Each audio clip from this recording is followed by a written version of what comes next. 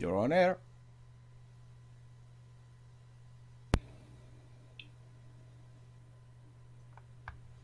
RJ?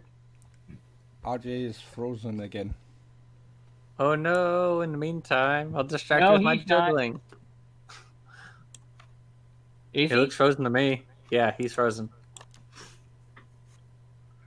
No, I was Oh, trying to get wait. the live chat going.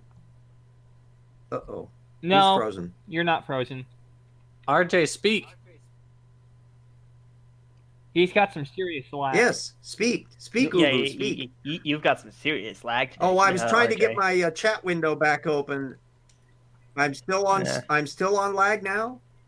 There's a bit of it. Your Yeah, I was camera's trying to get the pretty chat laggy. window back open, and that was screwing up. That was because of I was trying to get the chat window back open, and obviously that's not going to happen. Okay. Yeah, Are we running yet? Yeah, I guess we'll have to zoom into it. Yes. we are running. Shall we go to a commercial? Okay. To a commercial. Well, for a clumsy opening. RJ, shall we go to a commercial break first? Yes. Okay. Yes, let's do a commercial break first.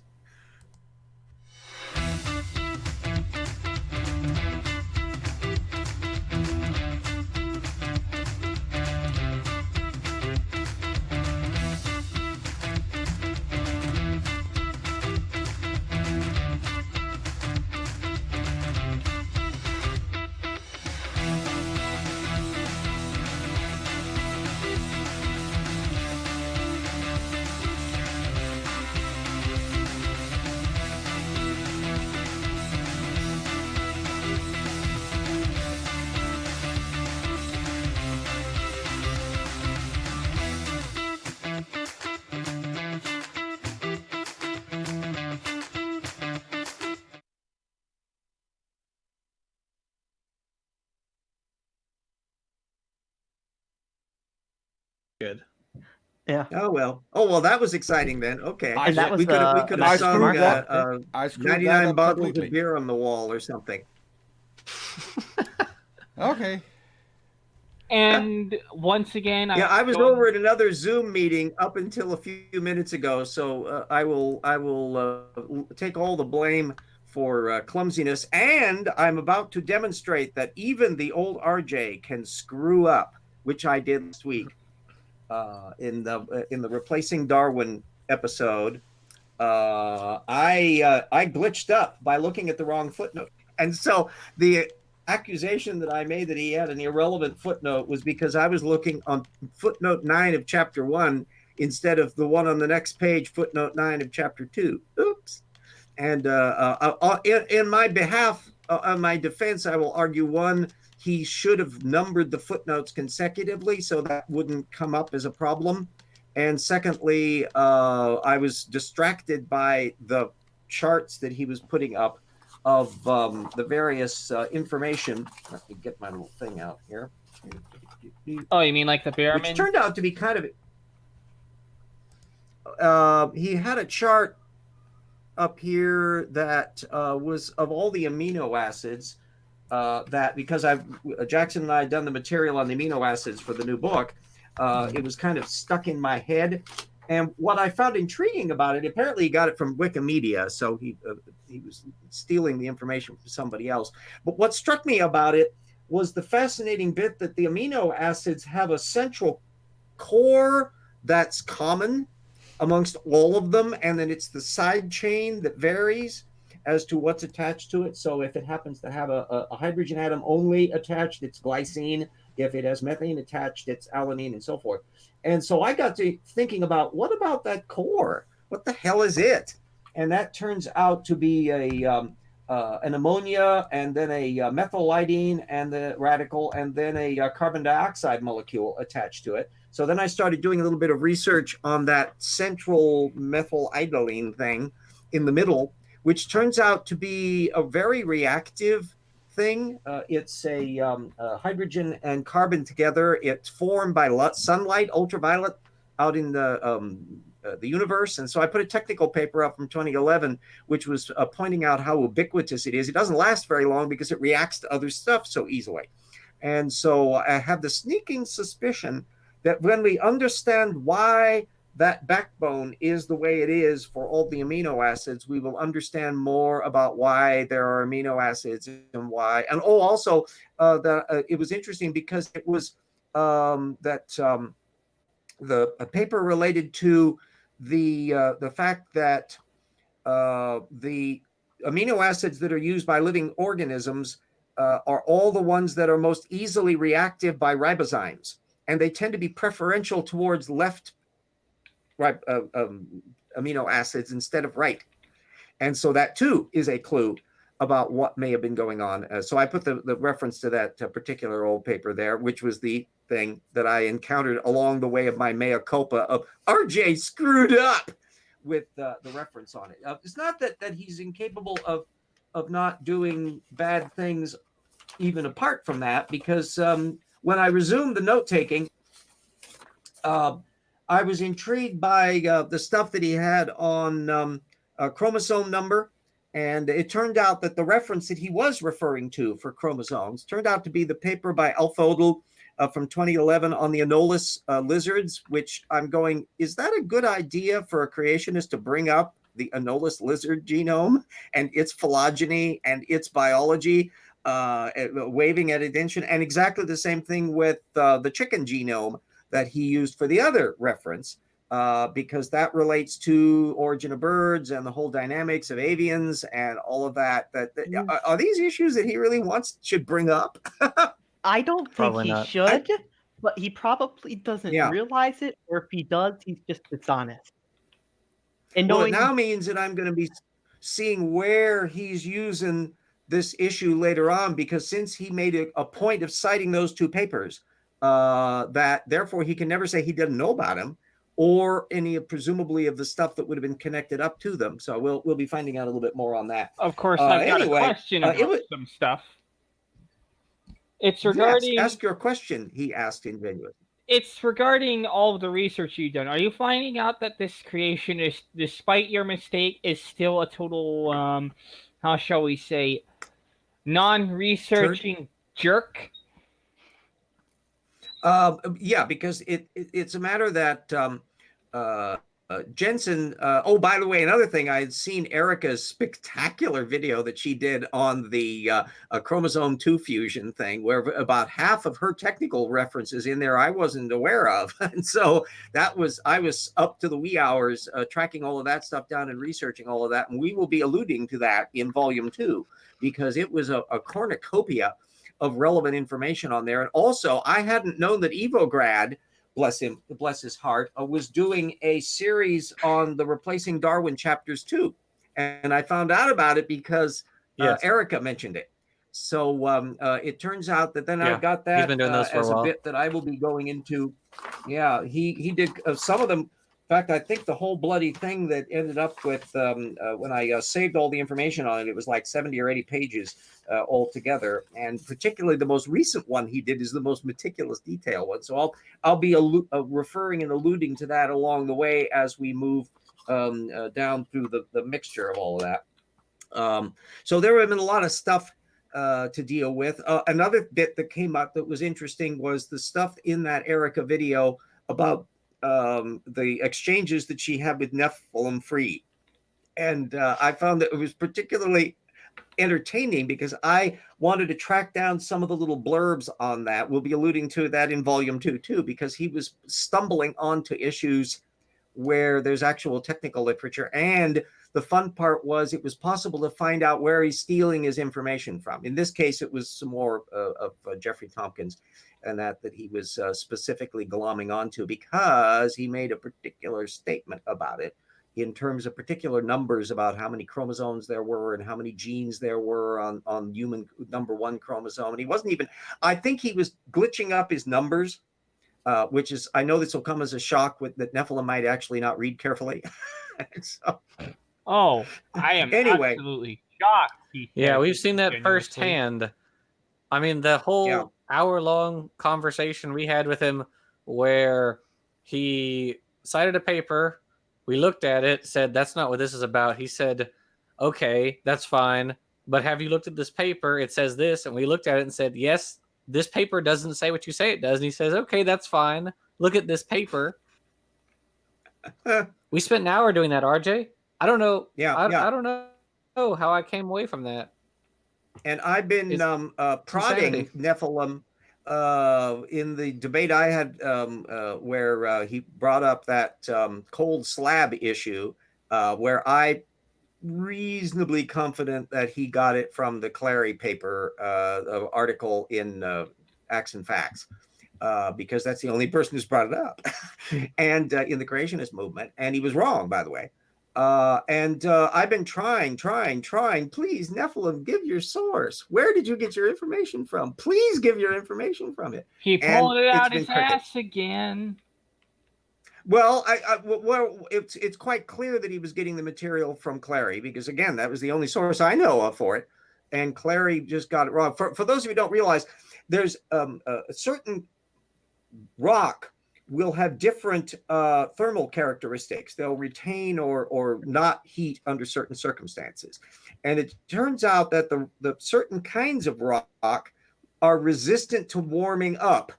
That's how you can have this comparatively cold slab that can be like 1,000 degrees colder than its surroundings, because it's really resistant to heat, in the same way that ceramics can be resistant to heat. There's a particular pyroxene or something material that is out of, and there had in fact been technical work that was alluded to in the technical paper that Clary had alluded to, which presumably Nephilim doesn't know about, because he never bothered to read the original paper that Clary was riffing off of and do research as to what was going on with the geology of it. So we could find that out if Nephilim ever gives his source, but I'm not holding my breath that he's ever going to do that.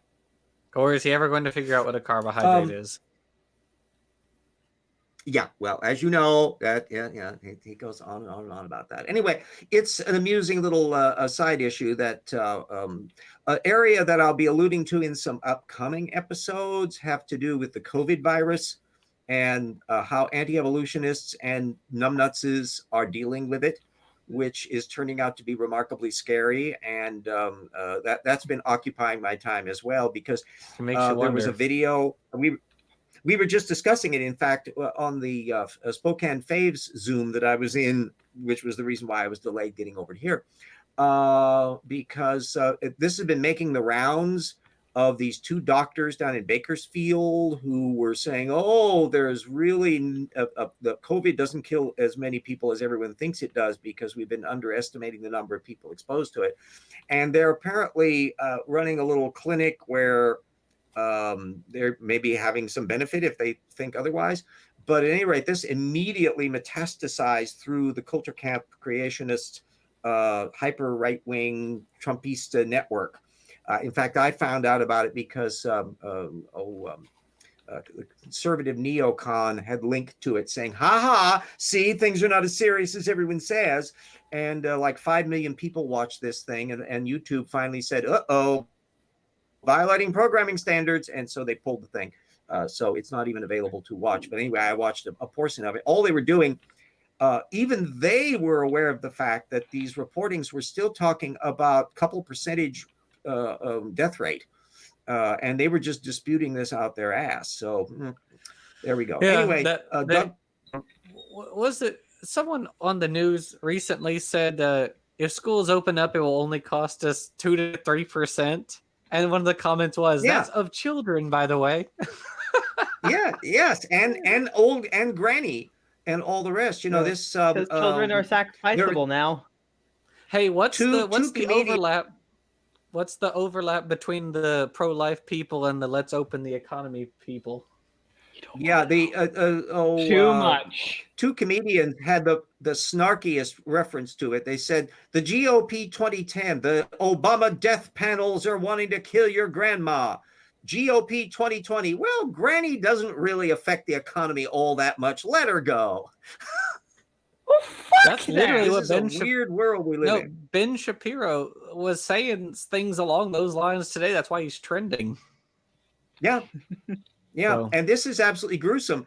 The issue should be, we shouldn't have to choose between a job and our life. And so what you want to have is a prudent policy to get COVID. I know, and we all know who gets the dollars and who doesn't. and the fact that President Nincompoop fired the Inspector General, so you can't look over his shoulder on this. This is just hard. Harding level corruption is now reached, as well as Nixon level paranoia. We've got the trifecta of political and economic corruption all going on at the same time. It's a wonderful time to be living if you don't like to live in times like that. We've really got an interesting circumstance of it. I'm and sure.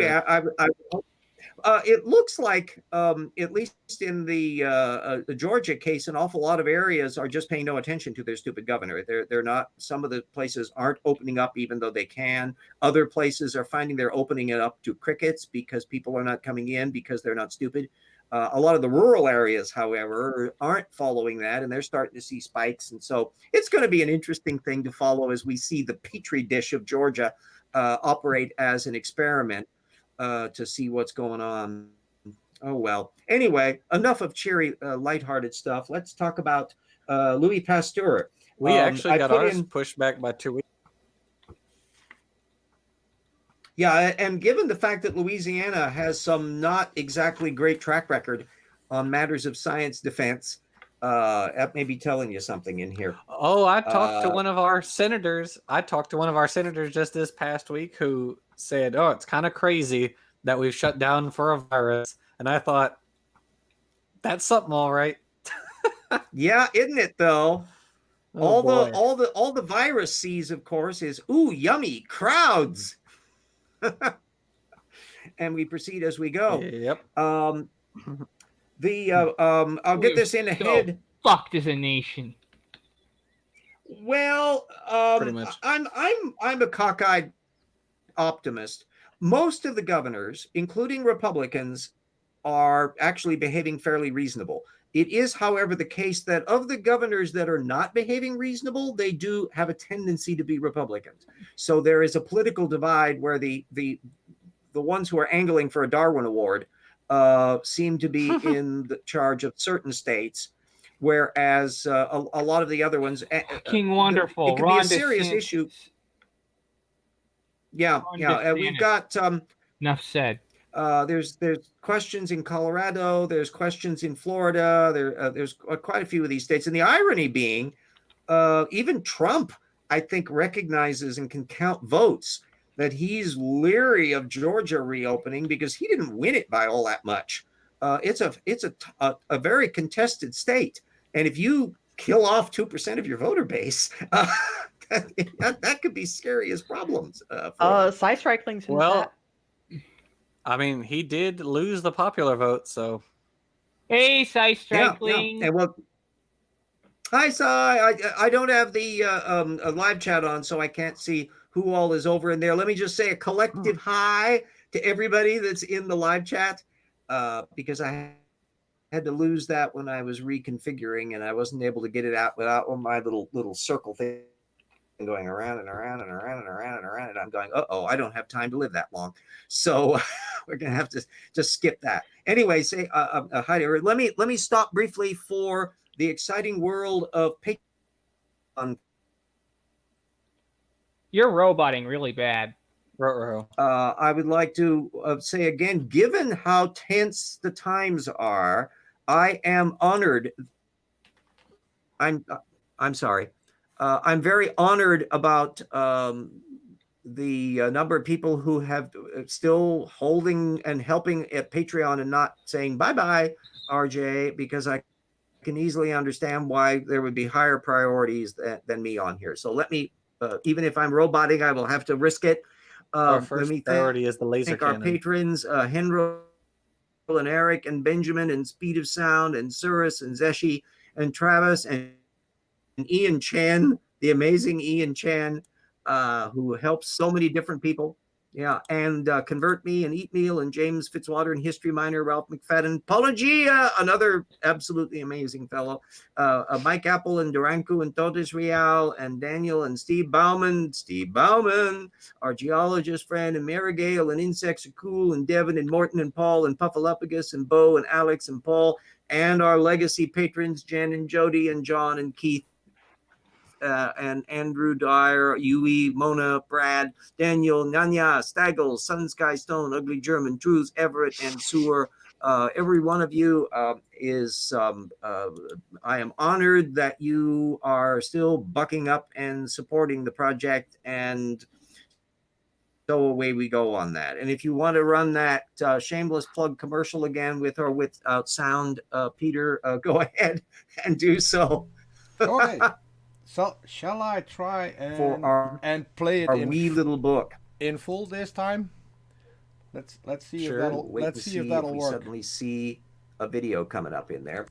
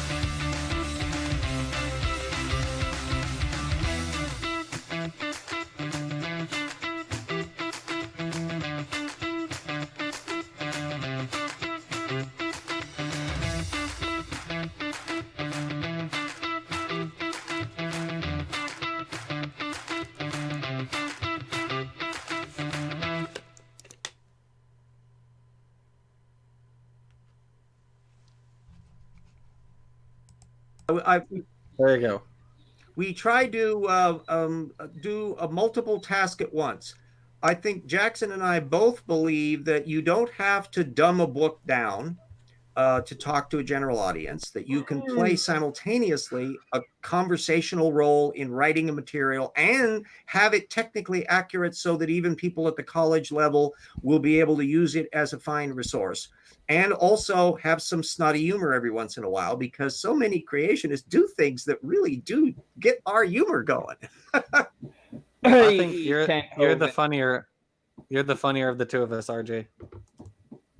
Well, I think you're drolly amusing in your text. I think you underestimate the humor that you do, but I am a take no prisoners, wrestle them to the ground snark, and so I'm perfectly happy to take on that role in it. I don't know. What may come across as humor is just abject shock at the stupidity. Well, I've got news for you, RJ. Apparently, I've been declared the angriest debunker by the shills. Good. Oh, well, there you go. Tornado. Well, we all know that we have a spectrum, because I perfectly plead guilty to being, a kind of a nerdy old guy, and I have a voice that, may sound like scraping fingernails on there. I don't have a mellifluous voice. I'm not Morgan Freeman. At the polarity up at the top, we have the sweet Erica, who is just incomparably good-natured in all shape or way or form. I do not have that characteristic. And Jackson, you are just pleasant and agreeable, I will destroy all who cross me. The bad copy. Annihilation. Yes, you do it with a smile, though. Hey, where do I fall in that spectrum? Oh, you're down with me with the scrappy people, TD. Yeah, I gotta get used to it. I don't know. I know don't we have sound a alike. problem. Hey. I don't have a problem with talking to creationists, but as soon as I realize that they're just going to be purposefully obstinate, then I get upset. So I don't know. Oh, no, trust me, So Tornado. I've listened to audio of both of us in a video. We do sound alike. How the hell do we sound alike? Yeah, I had not seen you. Hello, Tornado. I had not actually seen you come in, so that my apologies on that. And you and TD do sound a bit alike. I am insulted that you would think of me in that way. I am not. I like to call attention to things that I encounter in the anti-evolution land, and that becomes the part 2 of the show. And this was one that Evolution News put up that was originally from 2018, but they reposted it just recently. about irreconcilable differences. Can Darwinism be pasteurized? And what they were trying to do was arguing that Louis Pasteur was an anti-evolutionist, and how dare the evolutionist even bring up Pasteur's name when, in fact, Pasteur wouldn't have been like an intelligent designer. The guy who was before evolution? Right. Well, the guy I who had actually gone into this process. Yeah, he was involved. I shamelessly linked to tip 1.7, where in the interlude where I was discussing Michael Behe's testimony at the Dover thing, it led off into the whole notion of bacterial resistance, and then the whole bit about how resistance of things come about and abiogenesis, and that brought up the subject of Louis Pasteur, because it connected up with Tolman, who had been one of the few biologists, microbiologists, that's a creationist. And anyway, the Pasteur example was fun because there are a bunch of young Earth creationists, and you'll find all the links of that in the tip 1.7, where they were arguing that Pasteur was not an evolutionist. Yes, I've seen that before. I was kind of intrigued about that question because of the fact that there's no actual example of Pasteur ever criticizing evolution, even though he lived over at the time frame of Darwin. So I was kind of looking into all of that, and that turned out to be kind of interesting. Part of it is the dog that did not bark from Sherlock Holmes, is that Thomas Huxley and Alfred Wallace in particular were just really careful about everybody who was criticizing Darwin at the time, and they would jump on anybody who did. And so the fact that not only is there no indication that anybody in the evolution movement was taking any issue with Pasteur, and Darwin admired Pasteur enormously, it's apparently not the case that it's a simple matter that he's some sort of anti-evolutionist. This was relating to the biogenesis issue, which of course instantly brings up abiogenesis. And what was terribly ironic, I think I put the link up to Kopej, who was arguing the very same book that the Evolution News was complaining about for trying to resurrect or give an indication of Pasteur's supposed anti-evolutionism. Kopej was criticizing because it was trying to imply that Pasteur was an evolutionist. It was written by his grandson, great-grandson. And so it turns out that there's just dueling authority quotes, and it's just sad.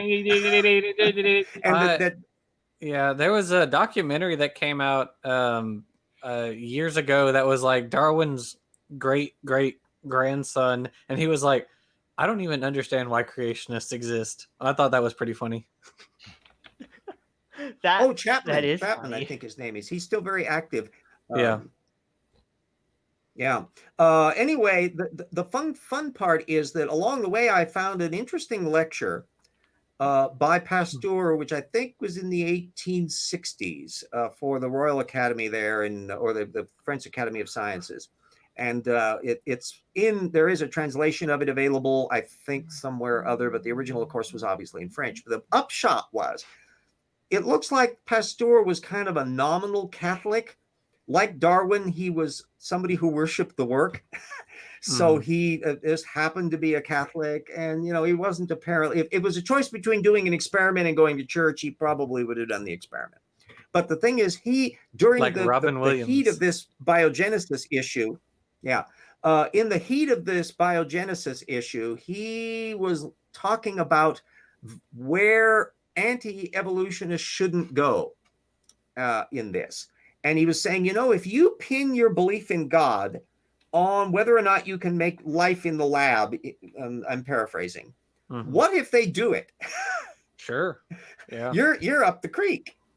And so basically it was the same kind of argument of people. Well, it's not a real organism. Are trying to dethrone. I suspect, given his scientific temperament, Pasteur would just be really fascinated with biogenesis research today, which was the point that his biographer was making. Yeah, I mean, he's one of the first biochemists, microbiologists ever. I don't know. It's really intriguing to me that in those days, people took criticism very seriously. You had, Richard Owen trying to dispute that Archaeopteryx was, not a transitional form, and the other anatomists were like, yeah, it kind of is. Here's how you know, and he conceded, or and other things like that. That in their day they took criticism seriously. Today, creationists are like, I don't care, it doesn't matter. Yeah, whatever. And so there is no like. Well, remember, the creationists are pretty much operating at the level of crank pamphleteers of Pasteur's day. That the scientific community that was starting to develop over that period. Remember, don't forget the role that Thomas Huxley had in creating college science departments. Before Huxley, there weren't college science departments. It was natural theology, and that was about it. Right. The idea that you would have people called scientists who would be like in the geology department and the paleontology department and the biology department, all of that institutionalized educational higher level college disciplinary branching, that was basically Huxley's vision of what education ought to be at a science level. And he was instrumental in helping to develop that. As somebody who was not from a privileged class, he was a working class schlub. He really took that education element seriously. And of course, he had a feisty personality where he lit in and a witty mind. Most of his books, I think, are available online, by the way. And it's fun. He was kind of like partly in the science community and then partly in the science education community. So he's a bit more like a Richard Dawkins than a Stephen Jay Gould, in the sense that he really got into popularization and writing those sorts of a thing on a very public level. Right. And Huxley enjoyed doing it. Plus, it was a way of making money. He wasn't a landed aristocrat where Darwin didn't have to work for a living. Yeah, he did books every once in a while, but his livelihood didn't depend on the book royalties. He had his own income that he had from his rich doctor dad. And so he had his little spot down there in the Downs, and he seldom came into town, whereas Huxley was all over the place. And he would do tours and write stuff because he had to have a certain amount of living. Alfred Wallace was in kind of the same boat on that. And as a working class person who depends on book royalties and the like, I say I can understand that. Yeah. Anyway, it's all part. This Pasteur episode is part of that panic-stricken need for validation that creationists have. They want the great men of science. Typically not the great women of science. They don't really go after Marie Curie or some of these others, Mary Anning. But the great men of science who were Christians. Yeah, Mary and all the other Rosalind Franklin. Mary Anning. She was the geologist, right? Yeah, who found the ichthyosaurs and the plesiosaurs? A paleontologist. I'm trying to think of the other it's a ridiculously simple name and I keep on forgetting it. And so I apologize to your host. That kind of anticipated plate tectonics. Who anticipated? You're talking about 1920s. You're talking about the woman who did all the data points along the Mid-Atlantic. Yeah, I can never remember her name. It's in I was Schubin's just book. Reading about her a few. I don't remember either. Yeah, she is a very basic name, and I can never remember it. Give me a second. I happen to have a geology textbook right here online. Yeah. Schubin's book on the different ages of things and the role of rocks in life and all that kind of stuff is a really wonderful book. And if you next to buying Jackson and my book and next to buying my Evolution Slam Dunk, having the two Schubin books together back to back is an excellent thing. And the third one. Oh yes, he's got a new one out too. Which I got and I have not started reading. Schubin is a good writer and he is a working scientist. And so he's giving it from the horse's mouth in terms of the conceptualization. Or if you don't want to do the reading part, you can look at his the 3-part video he did. Yes, jump in. Would it be Marie Farp? Yeah, probably. Yeah. 1920s. She was seeing the first indications of the Mid-Atlantic Ridge. And the light bulb went off in her head immediately. This may be having something to do with that continental drift idea. And everyone, and plus she was a woman in a man's world and all that. So you had to really wait another 30 years or more as you started having some more people thinking through this. And then, of course, when they found the banded reversals on the mid-Atlantic ridge in the 60s and 70s, well, that settled that. Well, RJ, no one, I think, to be fair, though, you got to credit Darwin for pointing out, hey, the fauna of India looks a lot like the fauna of Africa for some reason. When I read that in Origin of Species, there were so my many jaw good ones dropped. on this. Yeah, that there were very few people ever invented an idea out of thin air. It's that there are a lot of things. What a lot of innovators are, however, are the ones who take things from lots of different places and pull them together and see a new bit, and you get a paradigm shift that way. And so some operate from a theoretical end. So in Einstein, even though he was happy to have physical confirmation of his stuff, he did have kind of like the attitude that my formulas are correct, and if the universe doesn't go along with it, well, then the universe is wrong. But my that was a certain theoretical end. But of course, the universe did fit it, except for things where he looked at his own numbers and goes, "Wow, this would be weird." Cosmic constant and like you would have like black holes. This can't be right. But he turned out even to be right on that stuff. So science is a human enterprise, and scientists have political agendas. They have psychological quirks. They can be prickly personalities. They can be sweet cakes. They can have hissy fits going on between things. And what you were mentioning about the 19th century, about taking criticism seriously, today is the same thing too. It just is that they're often involving other issues because so much has gotten settled. Well, I can say if you read like letters among scientists flying back and forth over a subject, they're very serious about their criticism. They're very serious.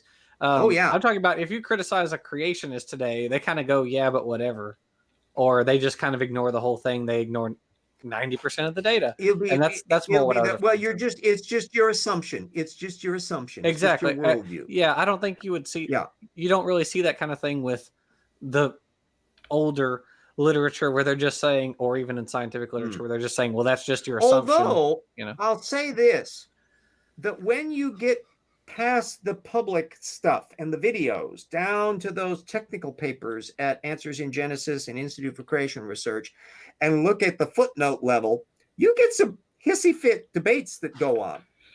They try to tone it down. I don't think any of them have gotten to the point of angry meetings at creationist conventions. Not yet, anyway. But nonetheless, I think every one of them kind of knows, that's the guy that doesn't like our catastrophic plate tectonics. And there's the one that really dumped on us over the floating forests. And so you get that kind of aspect, but they tone it down. Whereas you really do get some genuine fistfights going on in any field. And the area, I was always amazed when I found this out. You think scientists can be hissy fit? You should read some of the stuff in mathematics journals over some of these mathematical proofs. And you go, whoa, wait a minute, boy, wow, okay. And because they're ones that when somebody seems to come up with a proof and they're sure they got it right, and then the other ones are just waiting like vultures to just descend on it. It's just fascinating.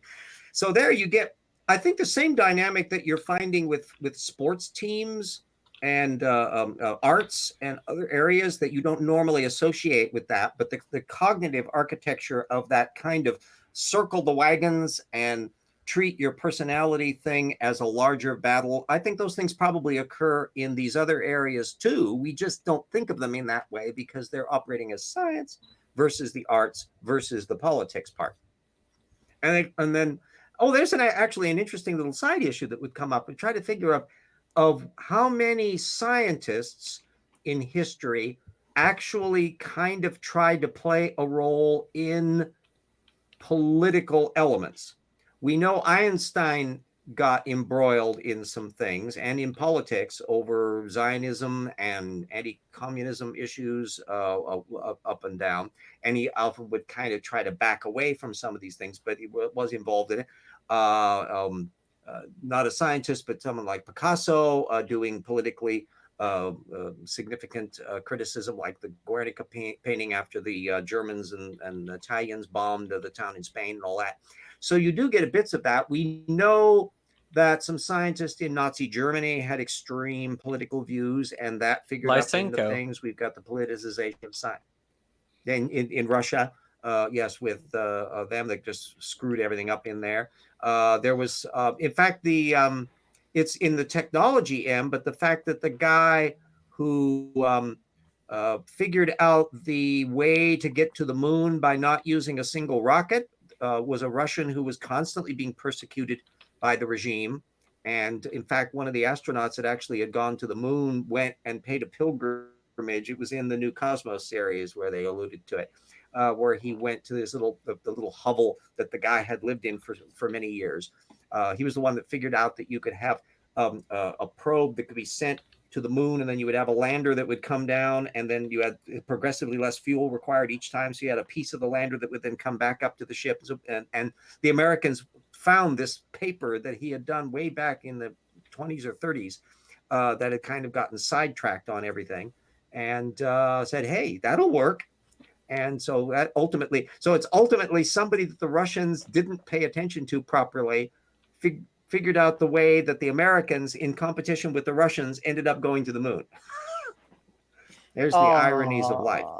Anyway, wompity. Since I haven't been able to see the live chat anywhere, if there's any questions or comments and stuff that's been occurring in the live chat that I have missed and you have spotted, please bring it to our attention. Yeah, I told the live chat I'm to flying blind here, add kids. me in messages if they have questions. So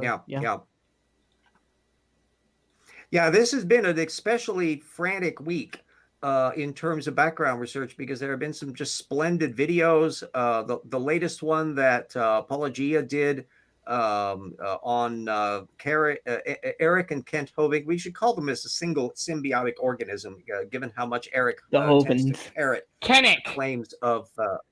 Call him Kennick. But it had to do with a subject we know well, Jackson. Coral growth and salt in the ocean. Has he never heard of this thing called saturation point? Like, for real? Is that just not a concept? Didn't he? He claims I taught high school science for 15 years. Like, was no part of it high school chemistry, for God's sakes? I know more about science than that tool does. To be fair, Jackson, he didn't teach high school. He taught. That's right. It was like in a church school. He taught homeschool. Yeah. That's a little different. Yeah, that's a little bit different. Even creationists don't like Kent Hoving. Who was the one that they was it in the after chat or somewhere that we had with Erica, where that was pointed out, the fact that either Dapper Dino or someone actually had pinned him down. Oh no, it was Steve McRae. Steve McRae had, because he's debated Kent Hoving more than just about anybody and lived to tell the tale. And he was the one that actually got him to admit that he actually had never, because he was constantly demanding of Kent, what was this school that you taught at? And that he admitted, no, that he didn't actually teach at an actual school. He did kind of courses that were used by some people at some places that he wouldn't identify further. Yeah. I taught high school science 15 years. Where? Oh, that's a good question. I guess churches are high schools. And so, I mean, there would have Gary Parker apparently taught at a Christian school and so forth. And that, I mean, I don't think they should be ashamed of that. If they taught there, they should just come out and say so. But of course, Kent is a flim-flammer. And of course, I don't think anyone's ever going to be likely to see Eric Hoving teaching anyone anywhere at an actual school. Now, of course... Well, he wouldn't make it past their background checks, so The whole thing with me is that you did at least know that I know what I'm talking about, because you guys have seen me in action. Mm-hmm. You sweet cuddly cakes. That's kind of like what some some historian was talking to Dinesh D'Souza, and they said something. They had made a comment along those lines because Dinesh was talking about how the guy didn't have like a good education or whatever. Okay. And the historian said, "Well, at least I could pass the school's background check." Yes, indeed. This is kind of a funky little area of given the fact I'll tie up the loose end about the goof that I talked about at the beginning of the show, is that everybody can make mistakes. Evolutionists, non-evolutionists, doesn't matter, politicians, everybody. To err is human, but to correct requires sound method. That you have to own up to it, and you have to figure out why you made the mistake, like not turning the page over to the next note and marking things down properly and so forth. And anybody can deal with that kind of issue. And the thing is, it ideally will make you a more careful researcher. But people who don't vet themselves, that's the problem with a Nephilim free, I think, is that they get in their little blip bubble. Kent Hovind gets in the same thing where they just repeat here was the example I was trying to recall that I wanted to bring up, is that in that bit that Kent Hovind did about the coral growth bit, he was ultimately presumably he was riffing off of Reed and Snelling's paper on coral growth that was done in the 1980s or 90s, somewhere in there.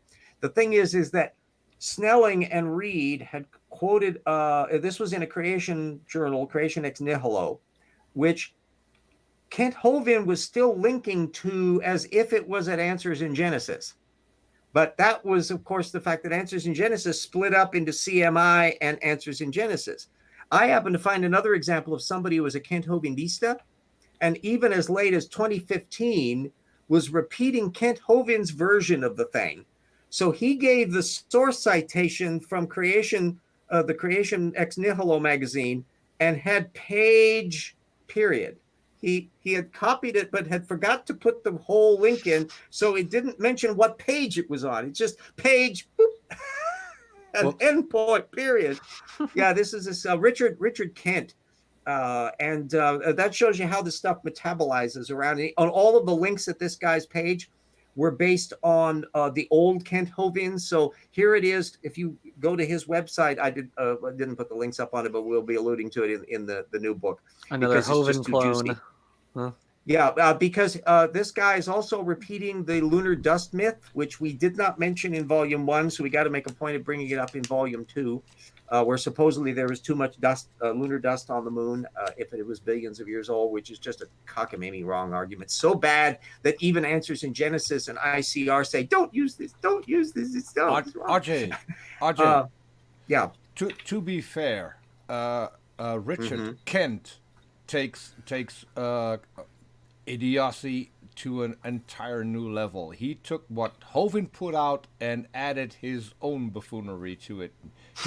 He's the guy who explained dragons because they had nostrils the size of horses, and after the flood, when there was less oxygen, they had to breathe so hard that their nostrils caught fire. Yeah. Oh, Lord. Oh, God. Yeah, I've heard that before. Bullshit! Bullshit! Yeah, just when and so that's the dangers of somebody relying on Kent Hovind and their own fevered imagination for their entire argument. Anyway, Kent also brought up polonium halos, which is another thing. When you think things can't get any crazier, there will be a new apologist adding his whole new stuff. Oh yeah. That there's no limit. Once your brain is untethered from source methods, there is no limit to how far it can go off the rails. And so you from lunar bukkake and Kent Hovind's snowball thrown to the earth and that would vaporize the koalas the planet. Catapulted to Australia in just call it the ejecta. atomic snowball. Call it the atomic snowball. Yeah, because it would vaporize everything. Yeah. So yeah. Oh, heck, let's not bother about heat. Let's not bother about all that stuff. And so how can you not write a book on criticizing creationism and not have it partly a comic book? It's funny because the people are saying stuff where you're face palming and there's things you're going, oh, they actually wrote that. I mean, you got to have a sense of humor about it because it's just astonishing. That's how I felt, sort of. I don't know. I like the guy who said whales are fish and bats are birds. It's like, it's kind of funny, and then you realize he's serious and you just feel bad for them. So wait, yeah. Oh, another thing that Apologia and oh god, what the hell was this fellow's name on there? I don't have the information of the it wasn't Vice Rhino, it was one of the other. He does a avatar in masks with the red eyes. Logic. Logic, yes. Anyway, they pointed out that here Kent Hovind was asserting that the oceans pre-flood were all fresh water. And that in his lecture, he is insisting, because I hadn't realized he had said this, that all of the saltwater fish were merely slow adaptations to their environment after the flood. As Despite the water the fact that rain is entirely fresh water. Yeah. And the problem was that Logic and Apologia brought out the fact that there was, apparently he doesn't read modern creationism, because there was a piece by Frank Sherwin in 2010, which, by the way, is in our references, and we will be alluding to it again, where they pointed out that that first of all, it was impossible for the saltwater oceans not to be salty. And by their own calculations, allowing theoretically, they would have at least 40, 60 million years for all of that salt to accumulate if they were following their own logic argument. So it was just, they were functionally blowing to smithereens the Kent Hovind's argument without dealing with it. So it proved to be such a juicy pileup of interesting side information because of the fact that this Richard Kent, that they didn't allude to, but that I was aware of, and obviously Peter is already aware of his stuff. But we haven't alluded to him in volume 1. We can't pass this up in volume 2. RJ, I hope you're like making notes on a doc or something about these things we're going to be alluding to. Oh, I have a big stash of my references that are going to go into the second volume. And okay, good. It's getting to be a big stash. Plus, I went through and culled Proceedings of the National Academy of Sciences and Science and Nature. I had a big stack of material that hadn't been put into the bibliography yet. So I went through, it's been for the last 6 months in some cases, of stuff that was relevant to volume 2, which it includes human evolution material and cosmological matters and things like that. And in fact, there's an amazing amount of stuff, and not all of which will be used, but nonetheless, we will have available a repertoire of very current material on the latest findings on the various subpopulations of hominids and fire usage and all sorts of stuff that's the very cutting edge from 2019 and into 2020. We want to make sure the volume 2, when we get around to that little volume, we'll be able to pick up the slack. RJ, with you, it's less cutting edge and more bleeding edge. Roughly comparable size. Oh. Yes, there indeed. I think we all realize that. Did you have any idea how mammoth all of this projects were going to be when you shamelessly suggested that we write a book together all those years ago? Well, RJ, my thought was, hey, it's just one book. Whoops. Can I add to that while I was making the commercial, yes, I couldn't find a 3D book that was as thick as yours is. Just saying.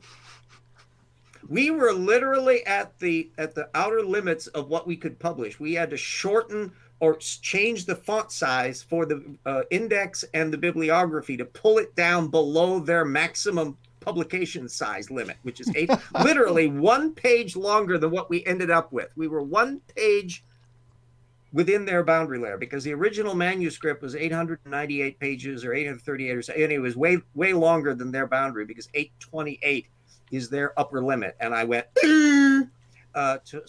Fortunately, we didn't have to change any of the text or paginations of the main text, because that would have been a killer, because it would have meant redoing the index and all that kind of stuff.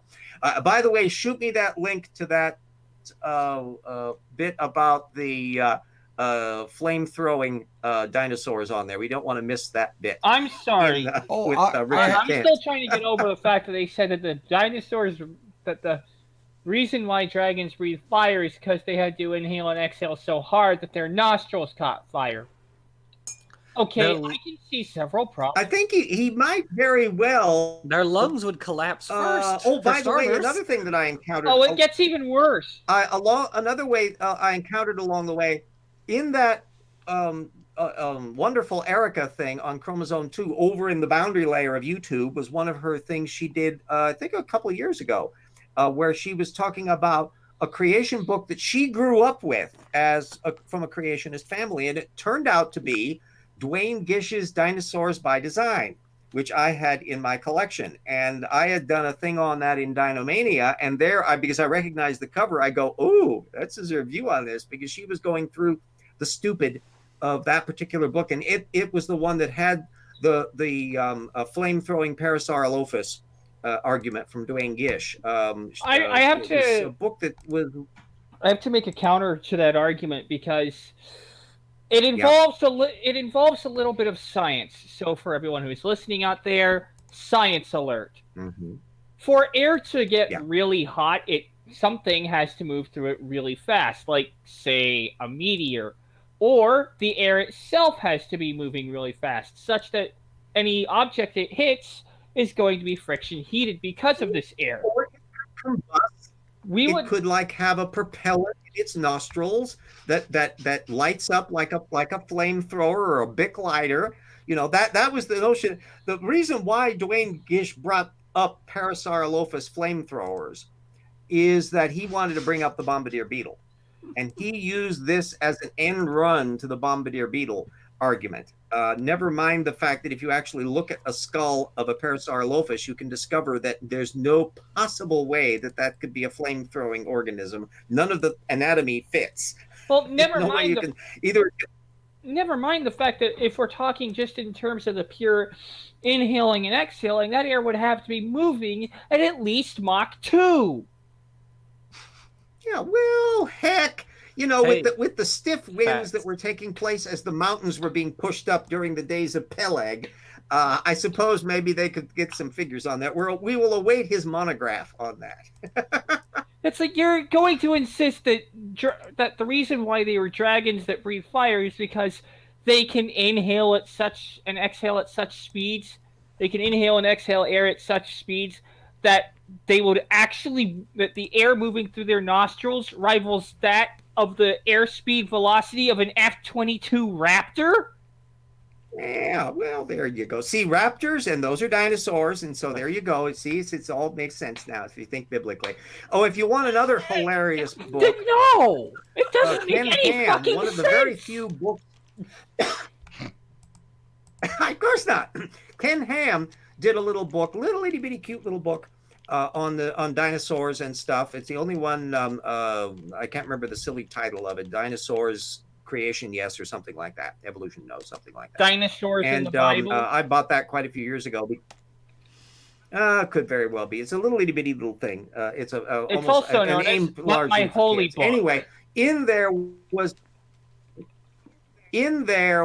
a beautiful illustration of St. George slaying a Spinosaurus. What? No, Baryonyx. It was St. George, because they're from England. The Baryonyx, which is actually a cousin of Spinosaurs. But anyway, yes, so St. George slaying the Baryonyx in medieval England. And did he offer any sources to justify this? Yeah. So anyway, it was relatively sparsely documented. I think this will probably not come as a surprise to you. I think I allude to probably it. If you want to find out about all this stuff, if you want to find out all about the flame-throwing Parasaurolophus and the Dino Kids book and stuff, just again, go to my website, download the Dinomania Chapter 3 from the old tip, and have yourself some reading during social distancing, and find out just how silly people can be on this stuff. Dinomania. Yeah. And it's in my tortucan.wordpress.com in the old tip section right there, and you can download it as a PDF. That's chapter 3 of the old book. That's where I went into Dwayne Gish and plate tectonics and all this stuff about biogeography and Madagascar and the Tenrex. And there's a lot of stuff in there. And Kent Hovind. Kent Hovind is mentioned in there, where I had my interaction with him back in the 1990s. Yes, there was a 1990s. Back before emails and all the rest. And, hey, I was born my in first the 90s. Interaction with. I wanna be. This was before Kent got famous.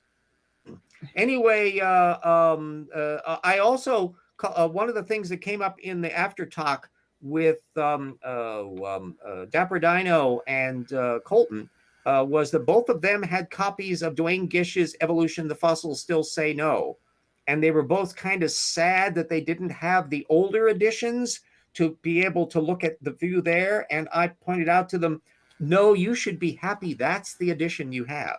That's his opus magnum. That superseded all of the earlier Dwayne Gish, because he basically took his 1970s book and revamped it in the 1980s, and then revamped it again in the 1990s under various titles. And so the 1990s book was his last stand on paleontology. So if you have that book, you have the golden book of Dwayne Gish Stupid that you can use as the last word on the subject. Wait, and, he flat out said, and you'll find now. He flat out said the fossils. You'll find now. Yeah, Evolution: The Fossils Still Say No.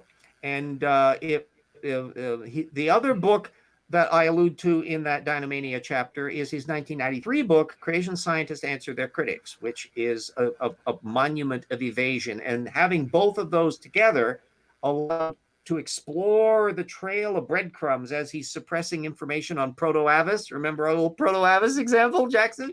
That's all from that kind of stuff.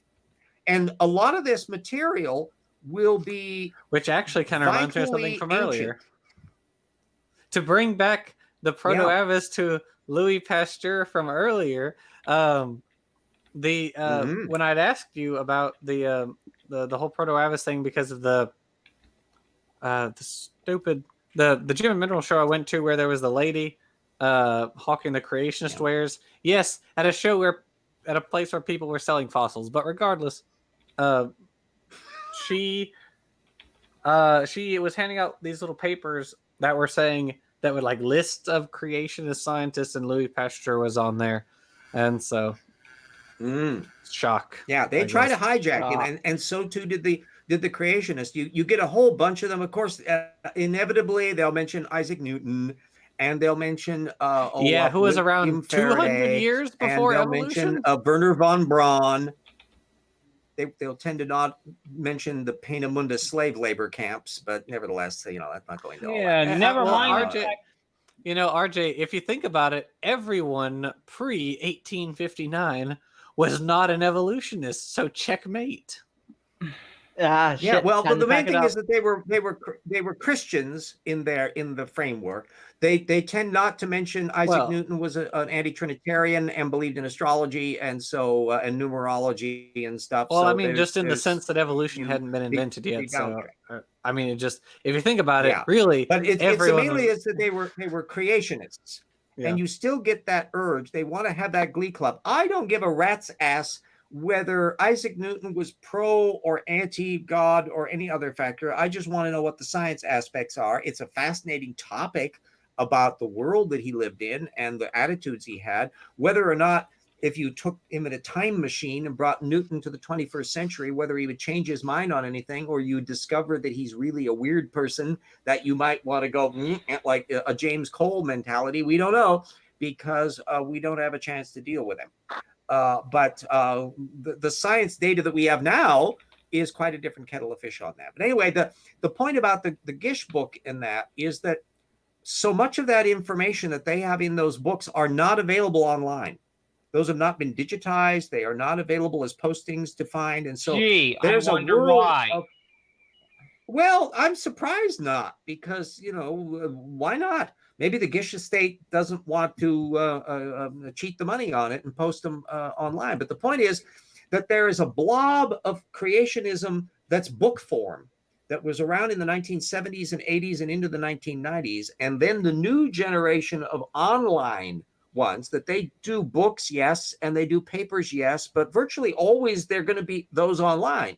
Virtually all of the answers in Genesis books are available in postings, HTML postings or PDFs online. So they want their spiel outwards.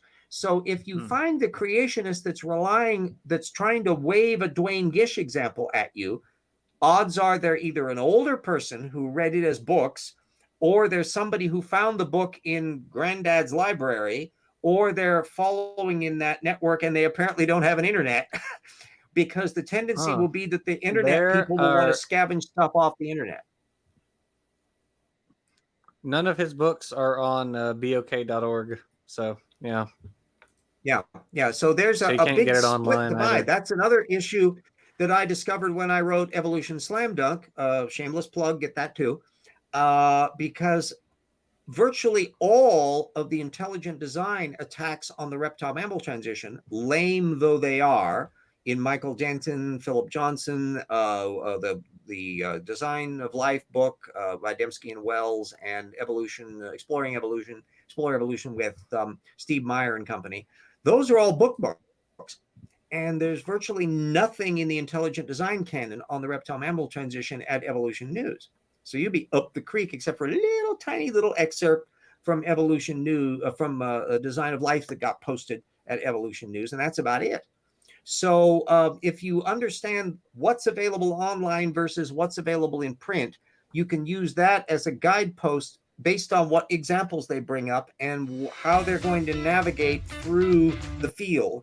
You can practically hear, if you bring up the reptile-mammal transition and they don't know anything about it, they're going to be going tippy-tap, Google search. And what are they going to find? John Woodmore or Scott Hughes or something else that's going to pop up as an apologetic blip that will be because they're Google searching as opposed to the writing part. So both Colton and Dapper, be thankful you've got that damned Gish book. It is a cornucopia. And you will discover now, you will have the ability to find the primary source documentation for him on a level that I didn't have when I was plowing through that stupid book around 2000, when virtually none of that stuff was accessible. Even some of the stuff was extremely rare. That example that I brought up in Evolution Slam Dunk, where I was able finally to get the article that Ken Miller had brought up from a paleontology journal that I emailed Dr. Lowe from Carnegie Institute, and he sent me the hard copy. He sent me the PDF of the damn thing.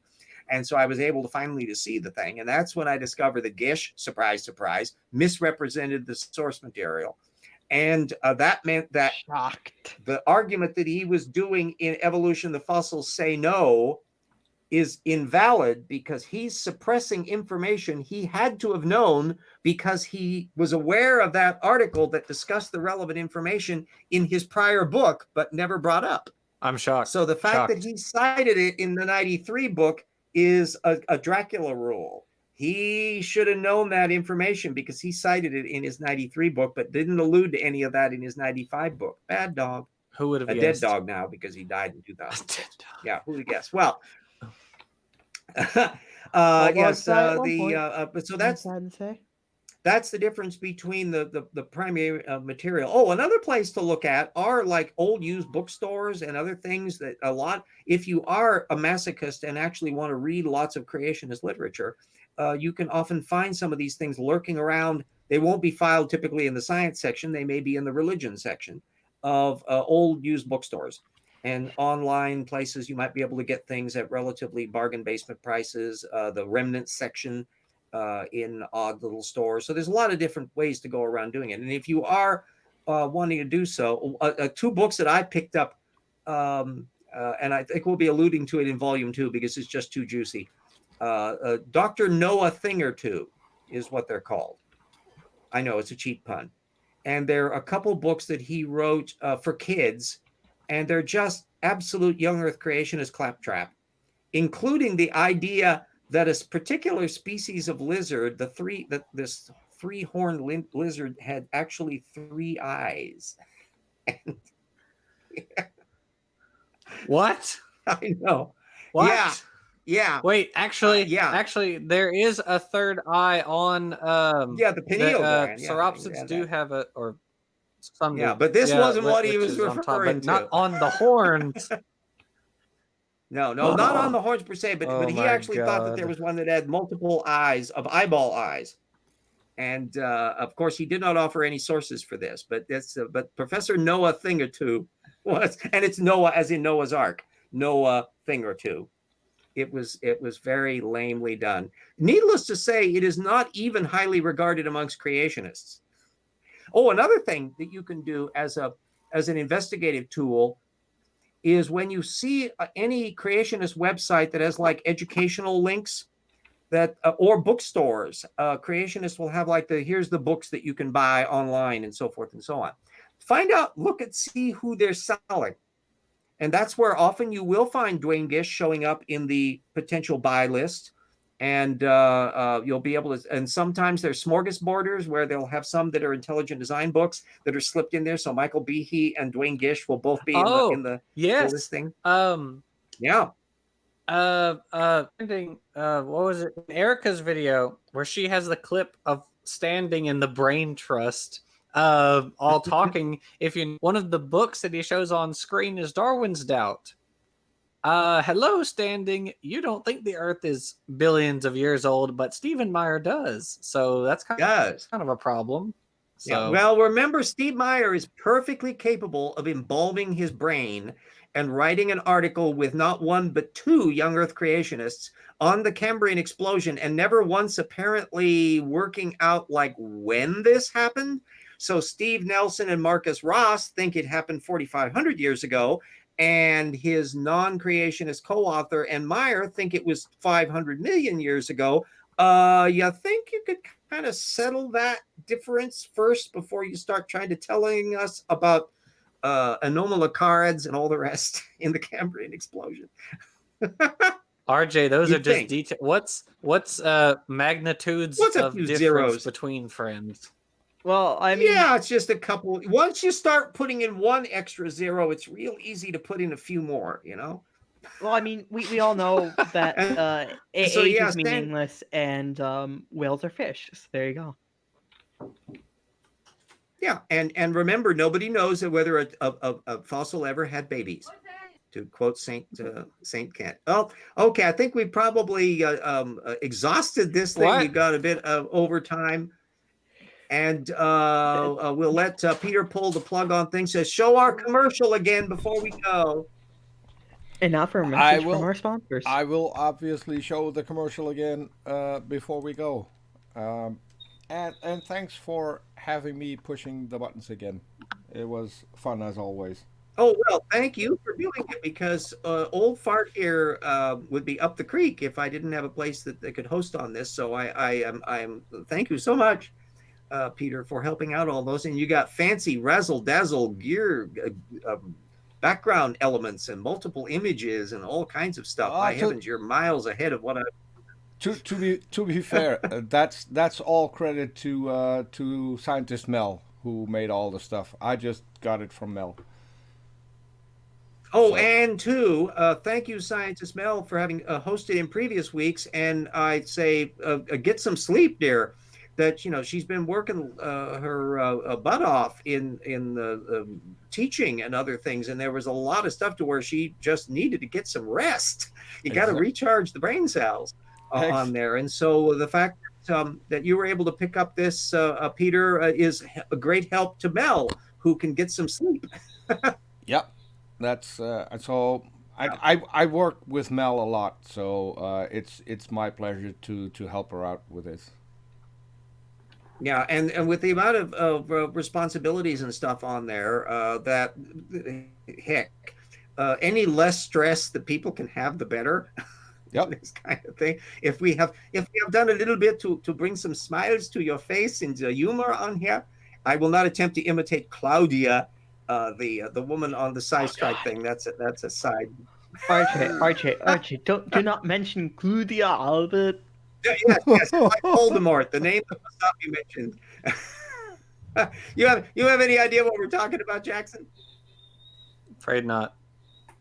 Good. You're gonna have to watch a movie night from like 2 or 3 weeks ago. You're a lucky guy. If you haven't seen Claudia Albers yet, you're a lucky guy.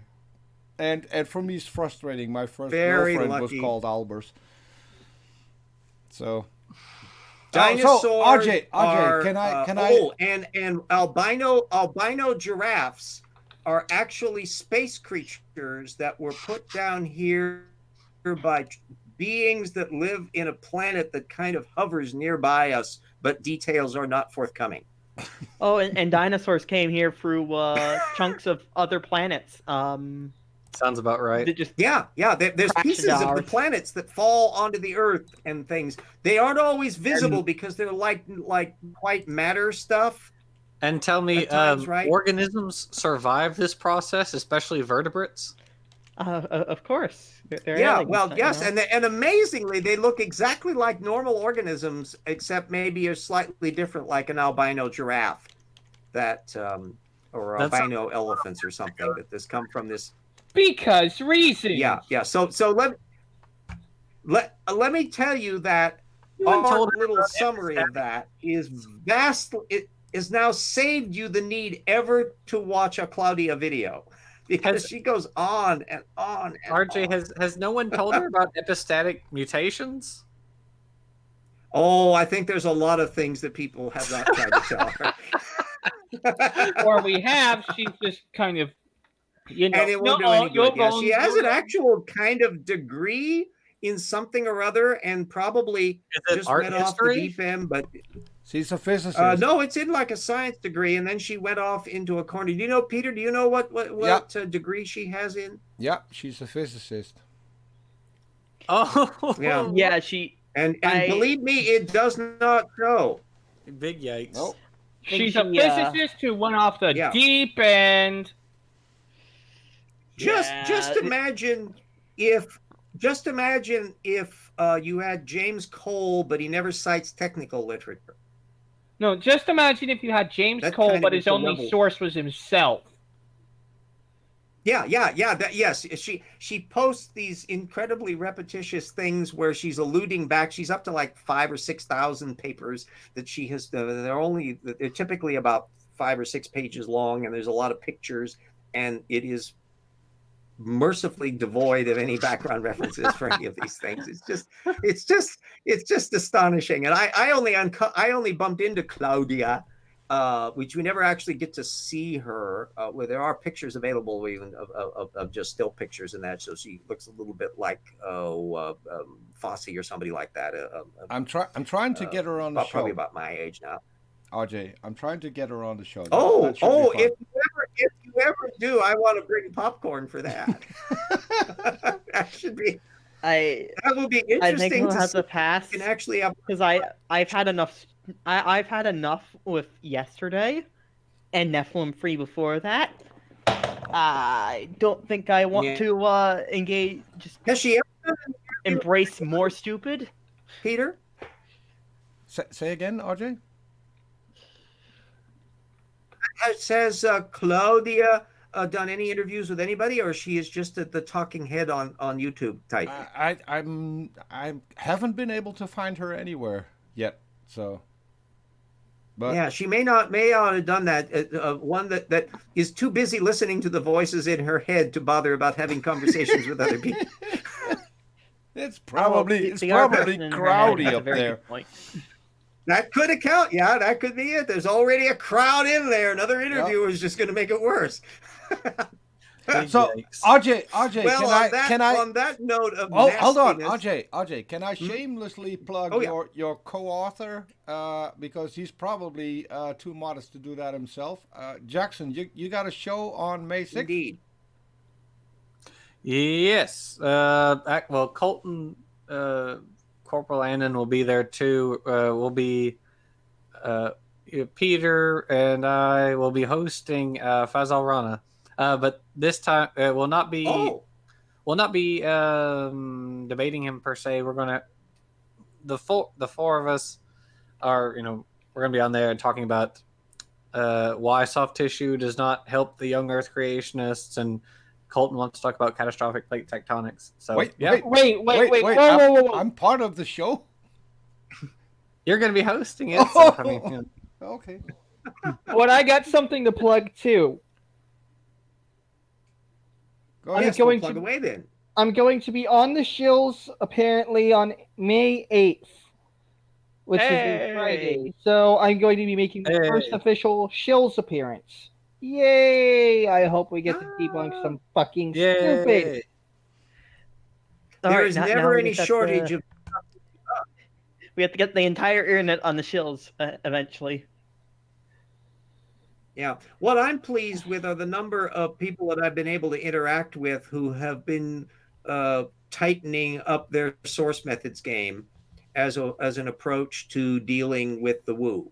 There are still an awful lot of non-practitioners out there, and we can all think of their names. But the ones that do the source methods, I think, make stronger. Aren't you, Kent? Yes, there's and people who are trying to defend evolution but not using source methods, who don't know the subject well enough to be able to deal with it, who aren't investigating space. Like that T-jump guy. Yeah. And Nathan, who can show umbrage at the drop of a hat, but sources are not quite where they're coming out on, and so I think they're doing more light than heat, or more heat than light. Just it's too much incendiary rather than actual knowledge part. Because remember, the purpose of all of this is not to persuade the creationists that they're an idiot. It's to get people watching the show. To some of them go, yeah, maybe we could do that ourselves and do our own research and spark our own imagination, that kind of thing. That's the whole purpose why I'm doing all of this thing. Don't take my word for it. Do your own research. Find out about it. Get on the source methods thing. Learn. Study. Because it's fun and it's exciting. And you have the added advantage that it's actually true. You can follow up Claptrap. Okay, who's doing the tippy type on the keyboard there? That was me. Okay, you got a loud keyboard, or your microphone you have to get a microphone that's directional, so it. I was actually sending a message to someone. So sorry about that. If there's any, definitely Peter, get me the link to that Richard Kent stuff about the flame throwing dinosaur and it breathing in from its horse nostrils. I should have. It is true. Yeah, I should have that. It's part of one of his seminars, which is it's so he can't even get the bullshit out of his mouth during his own seminars. You can see him struggle. It's hard to watch, but I'll see if I can get you the link. There's an entire channel. There's an entire channel. He also believes that the Shroud of Turin is real. He might as well. There's a lot of stuff. Yeah, once you have untethered your boat from the dock of source methods, there is no limit to where you will waft on the sea of woo. How about that for a strained metaphor? Yeah, I think he's untethered entirely. I like it. Hey, I may not be He's not even in a boat. And the frightening thing is that he is a medical doctor. If he would have been my doctor, I would have either killed myself or find another one. Well, you've got quite a few. The name suddenly escapes me. But there's a couple. There's a medical doctor that orbits intelligent design. Enger is a medical doctor. Can we just not bring up killing ourselves and wait, what was Huffman? What was Huffman? Dentist. Wasn't he or anesthesiologist. Anesthesiologist. Exactly. By the way, after all of these years, I think it's been like 3 years or more, we have yet to have the second part of our debate. And I'm beginning to hold out. I'm beginning to think that we're never going to have a second part of that debate. I don't think so either. He's still recovering from the first. I think I've got things in the refrigerator I just with want a younger expiration date than that debate. I just want to point out that, like, Art or Peter, I've known you now for just about 4 years, and it seems like it's crazy. And RJ, I've known you for just about 3 years, and that's crazy to think about. Because I started my channel in late 2016, so So I have to That's do crazy. I have to do a shout out. The coolest people I get to know through Sally on Twitter, the Ouroboros. She was the one who found you on Twitter and introduced you to every one of us. So she takes full credit. oh yeah, for the that. group, yeah. Yeah. Yeah, the strange old guy from Spokane who's been talking a lot. And I have to thank the late Strike, because he was the person that got me involved in doing YouTubes. He said, you should really do. And I'm going, well, you're going to have to kind of help me along on that, which he did. So shout out to wherever he is, if anywhere or nowhere. Nonetheless, he has had an influence on people, and every one of us have an influence with everybody else. That I think the one thing that we found from all the people we bump into is it's stimulating, it's funny, it's fun, and every one of us learns things that we go, wow, I didn't know that before. And it means that each one of us becomes stronger and sharper because of our interaction with all the others. You know, RJ, because I accidentally stumbled across the Tony Reed video. Tony Reed shouted out Paulogia, which is why I started watching Paulogia, and then you appeared on Paul's channel, and thus the cycle is complete.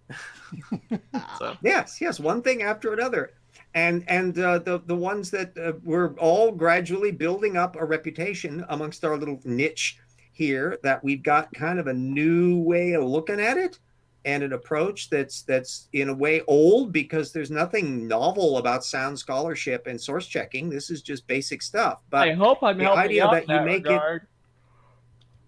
Yeah, that you do it, that you make it a centerpiece of your thinking rather than an afterthought. That instead of it being the little caboose on the end of the train, it's up where the engine is. And then the data flow are all the cars behind. And then way at the end, you have like the metaphysical baggage where an awful lot of people tend to start. And the advantage of that source methods engine is that it's got solid fuel, and it really turns the wheels powerfully. And it's the method you use to keep you, just as I've shown in this episode, of making mistakes and how to correct them. Shouldn't our fuel be a liquid? It's like a solid fuel booster with unlimited solid fuel. Maybe. Yeah, and it's a self-sustaining thing, because one thing leads to another. That's the one thing I discover and that keeps me busy.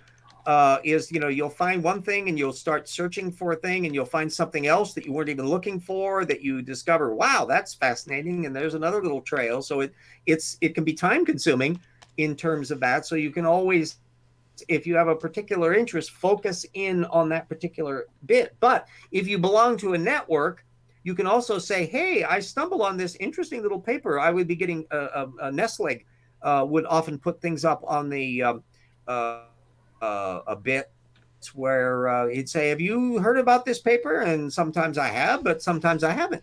And so you get connections that way that allow everybody to speed up, because believe me, nobody on earth can keep track of all the science literature that comes out. There is not time in the day to do that, not unless you clone yourself 8,000 times over. So by interconnecting the way we do, we effectively clone ourselves 8,000 times over, to where somebody else can do research, and I can do research, and Jackson does research, and Paul and Peter and everybody, and we trade and interconnect in our social media to where we get ahead of our opponents, to where we then have lots and lots and lots of anvils hovering, ready to drop on the wily coyotes who think that they can outmaneuver us at the source. Never mind the fact that I'm mostly the guy who does, my whole thing is running simulations, right? Basically, I like to think of, if this happens, what happens afterwards? I've done it with the Noah's Ark scenario. and I even ran it with the ice meteor idea, in which I'm now thankfully, thanks to you, calling the atomic snowball. And well, I actually calculated the energies, and well, let's just say in the ever so great words it's a big of number, ain't it? In the ever so great words of Spaceballs, oh shit, there goes the planet. I actually had a bit of a thing. Is it?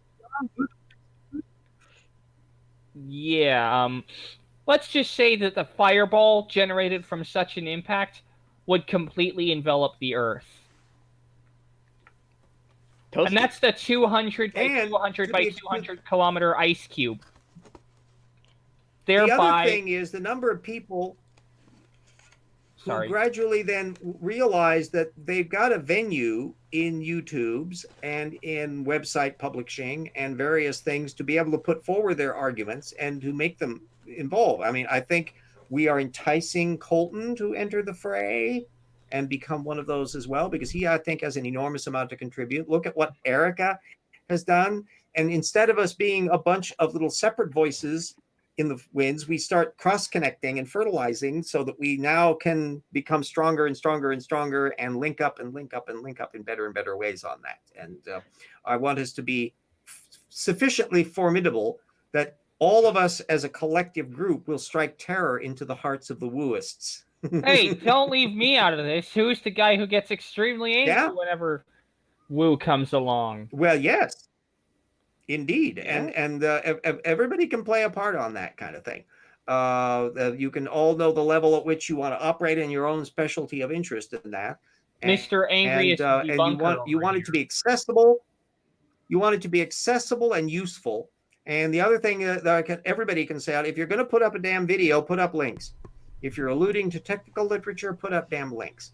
So everybody will up on it, because who knows where they will lead based on what they see in your stuff.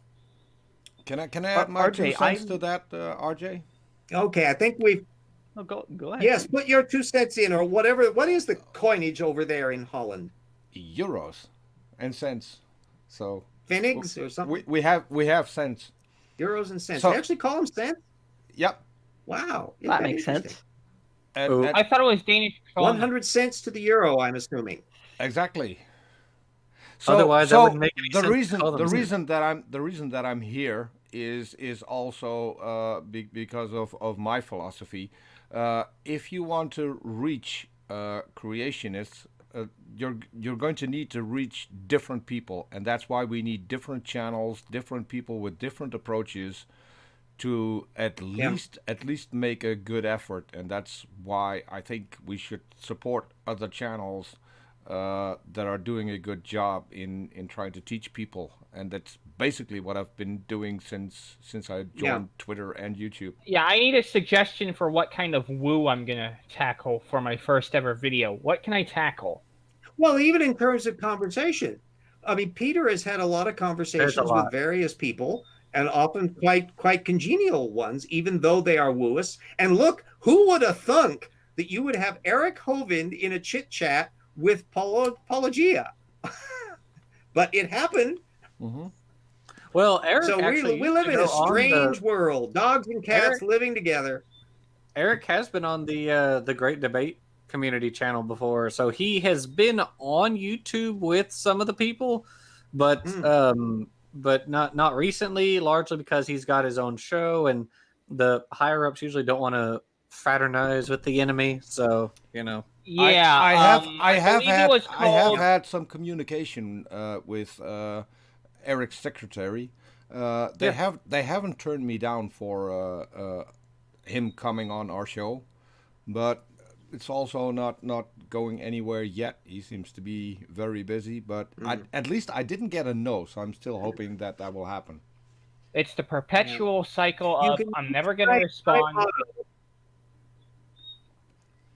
My motto is that an idea worth having is one worth defending, and you do it openly and honestly, and stupid ideas are worth opposing openly and honestly using the same method.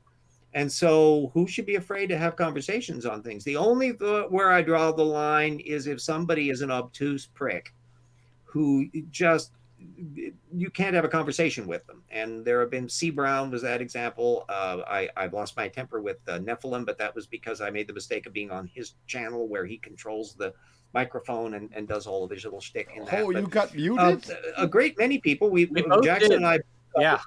Yeah, he's really fond of his mute button. I rage quit. Yeah, I rage quit.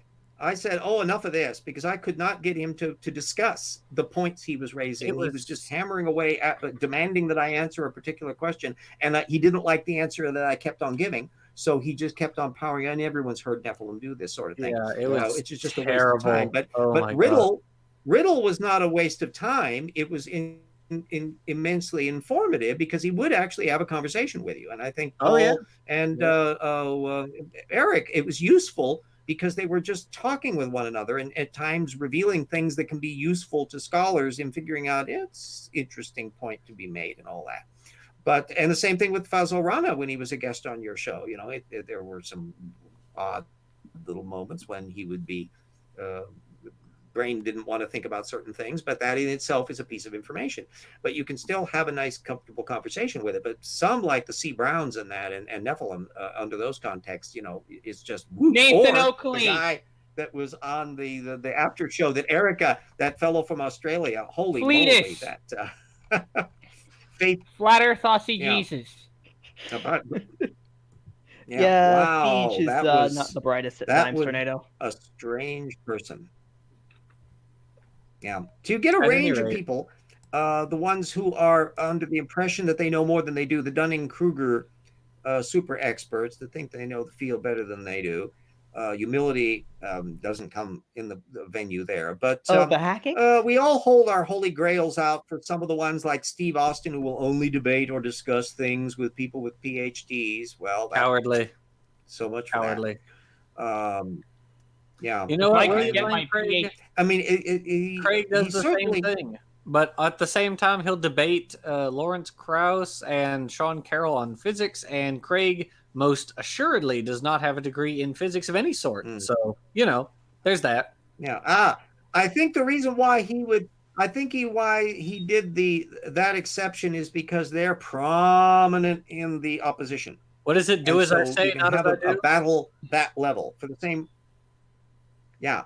The same reason that I'm sure Dinesh D'Souza will never debate either one of us, but he is happy to go after a Christopher or something at that level. You know what? He actually debated Matt Dillahunty recently, so that was interesting.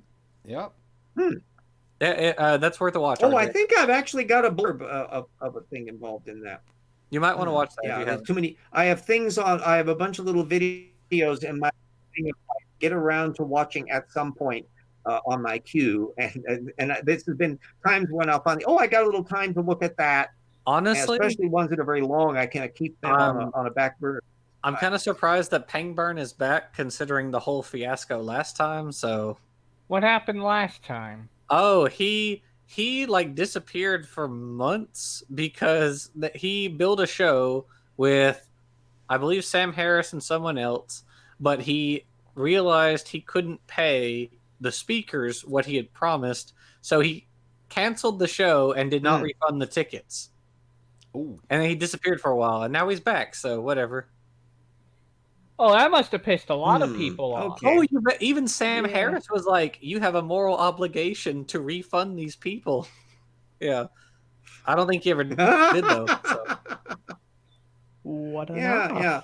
Let's see what a Deuteronomy have to say about moral obligation to pay people. I'm not sure on that.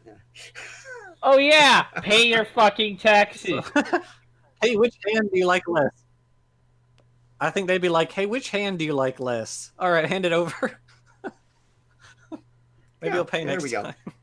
And that is an application of moral ethics in our daily life. There you go. Okay, well, we're getting silly now. So Peter, put the advertisement up, and then we'll call it a day. Will do. Bye, everyone. Will do.